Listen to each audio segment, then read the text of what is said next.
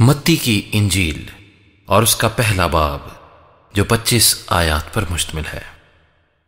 یسوع مسیح ابن داؤد ابن ابراہیم کا نسب نامہ۔ ابراہیم سے اسحاق پیدا ہوا اور اسحاق سے یعقوب پیدا ہوا اور یعقوب سے یہودا اور اس کے بھائی پیدا ہوئے اور یہودا سے فارس اور زارا تمر سے پیدا ہوئے اور فارس سے حسرون پیدا ہوا اور حسرون سے رام پیدا ہوا اور رام سے امیناداب پیدا ہوا اور امیناداب سے نحسون پیدا ہوا اور نحسون سے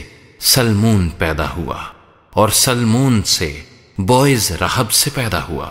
اور بوئز سے عبید روت سے پیدا ہوا اور عبید سے یسی پیدا ہوا اور یسی سے داؤد بادشاہ پیدا ہوا اور داؤد سے سلیمان اس عورت سے پیدا ہوا جو پہلے اوریا کی بیوی تھی اور سلیمان سے رہبام پیدا ہوا اور رہبام سے ابیہا پیدا ہوا اور ابیہا سے آسا پیدا ہوا اور آسا سے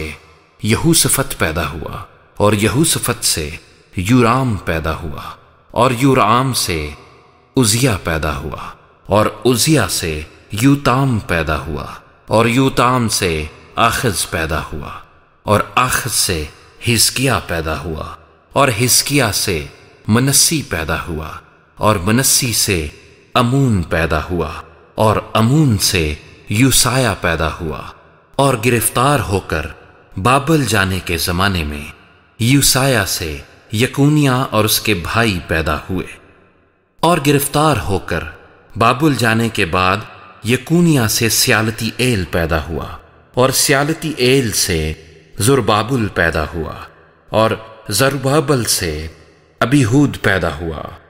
اور ابیہود سے الیاکیم پیدا ہوا اور الیاکیم سے آزور پیدا ہوا اور آزور سے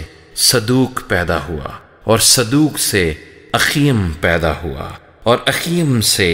الیہود پیدا ہوا اور الیہود سے الیعزر پیدا ہوا اور الیعزر سے متان پیدا ہوا اور متان سے یعقوب پیدا ہوا اور یعقوب سے یوسف پیدا ہوا۔ یہ اس مریم کا شوہر تھا جس سے یسوع پیدا ہوا جو مسیح کہلاتا ہے۔ پس سب پشتیں ابراہیم سے داؤد تک 14 پشتیں ہوئیں اور داؤد سے لے کر گرفتار ہو کر بابل جانے تک 14 پشتیں اور گرفتار ہو کر بابل جانے سے لے کر مسیح تک 14 پشتیں ہوئیں۔ اب یسوع مسیح کی پیدائش اس طرح ہوئی کہ جب اس کی ماں مریم کی منگنی یوسف کے ساتھ ہو گئی تو ان کے اکٹھے ہونے سے پہلے وہ روح القدس کی قدرت سے حاملہ پائی گئی۔